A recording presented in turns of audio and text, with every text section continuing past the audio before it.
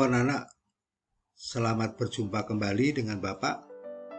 Untuk kali ini kita akan membahas tema 8. Topik yang akan kita bahas adalah bumiku dan musimnya pada bagian yang pertama. Bumiku dan musimnya pada bagian yang pertama. Mengidentifikasi gagasan utama dari teks. Yang pertama adalah kita harus membaca dengan cermat. Kemudian mencatat langsung informasi penting yang terdapat di setiap paragraf. Yang berikutnya, kita harus menuliskan informasi penting tersebut dalam bentuk peta pikiran. Coba perhatikan, menurutmu apakah gagasan utama dari paragraf berikut? Kemarau panjang yang terjadi di sebagian besar wilayah Indonesia telah menyebabkan dampak kekeringan bagi kebutuhan air bersih masyarakat maupun kebutuhan air bagi tanaman petani, khususnya tanaman pangan seperti padi dan jagung. Sentra pangan Indonesia yang tersebar di beberapa provinsi pun tak luput dari ancaman paceklik ini.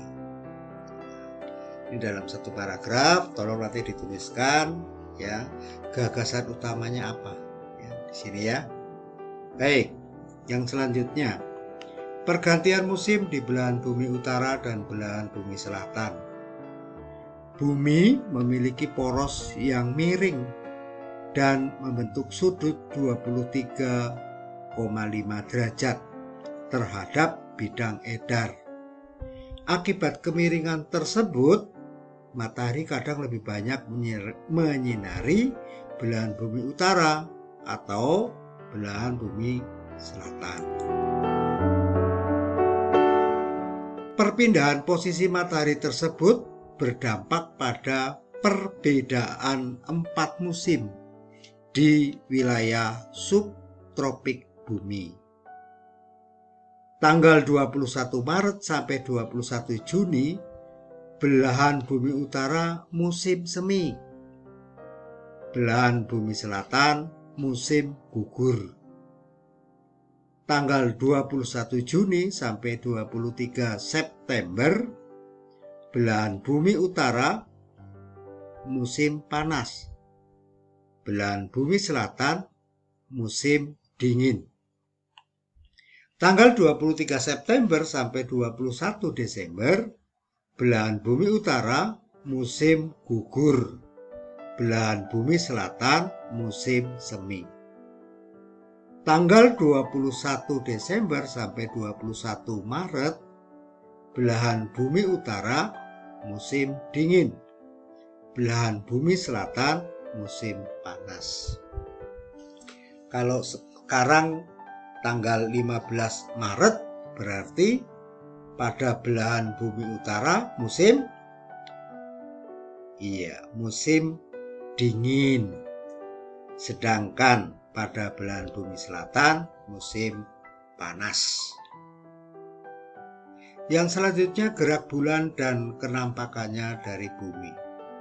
Bulan merupakan satelit alami bumi.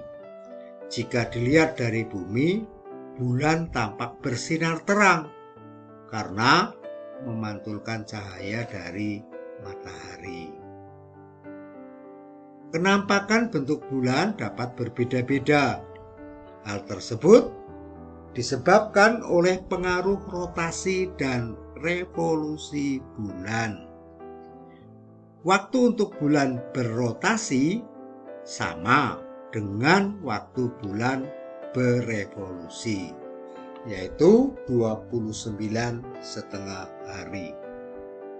Kita lihat gambarnya nih, fase bulan sabit itu terjadi pada hari yang keempat dan pada hari yang ke-25. Yang selanjutnya menyajikan informasi dalam bentuk peta pikiran. Bagaimana langkah-langkahnya? Yang pertama, kita akan menentukan kata kunci yang berkaitan dengan informasi yang ingin kita ketahui. Yang berikutnya, kita mulai membaca teks dari atas, tetapi pusat pandangan mata tidak boleh berpindah-pindah dari kiri ke kanan. Tandailah dan bacalah kalimat yang mengandung kata kunci. Ayo kita temukan gagasan utama dalam paragraf berikut. Bulan purnama umumnya terjadi pada hari ke-14 setelah terjadinya fase bulan baru. Bulan purnama terjadi ketika posisi kedudukan bumi berada di antara bulan dan matahari dalam keadaan relatif satu garis lurus. Seluruh sisi bulan yang diterangi matahari menjadi terlihat, sehingga pada bulan purnama bulan terlihat bulat, utuh, dan sangat terang. Kira-kira gagasan utamanya apa? Tolong nanti dituliskan dalam bukumu masing-masing. Yang selanjutnya mengenal tari kreasi daerah. Tari kreasi daerah adalah tari daerah yang mengalami perkembangan inovasi atau variasi gerakan tari. Tujuan dari inovasi atau variasi gerakan ini agar tarian yang dimainkan dapat diterima oleh masyarakat. Contoh, tari merak merupakan tari kreasi yang berasal dari Jawa Barat. Tarian ini menampilkan keindahan burung merak dengan membentuk gerak tubuh penari seperti gerakan mengibaskan ekornya. Tari merak ini mengalami perkembangan seperti properti dan variasi gerakan yang disesuaikan dengan perkembangan zaman. Yang selanjutnya, hubungan kondisi geografis dengan keadaan sosial negara Thailand. Masyarakat Thailand memiliki interaksi sosial yang baik berdasarkan asas kekeluargaan. Salah satu bentuk interaksinya adalah sambutan masyarakat terhadap wisatawan yang datang ke Thailand. Hubungan kondisi geografis dengan keadaan budaya negara Thailand. Budaya negara Thailand. Ragam kebudayaan di Thailand diantaranya ada tari tradisional, pakaian tradisional, alat musik tradisional. Krung dan tritai adalah alat musik yang menyerupai gamelan khas Indonesia. Ini lihat, ini mirip dengan gamelan di Indonesia. Yang selanjutnya menyajikan informasi dalam bentuk peta pikiran. Saat kita sedang membaca dan menemukan kata-kata sulit, hal-hal yang perlu dilakukan adalah menggarisbawahi kata tersebut. Kemudian kita mencari maknanya. Kalau kita masih kebingungan, bukalah di Kamus Besar Bahasa Indonesia.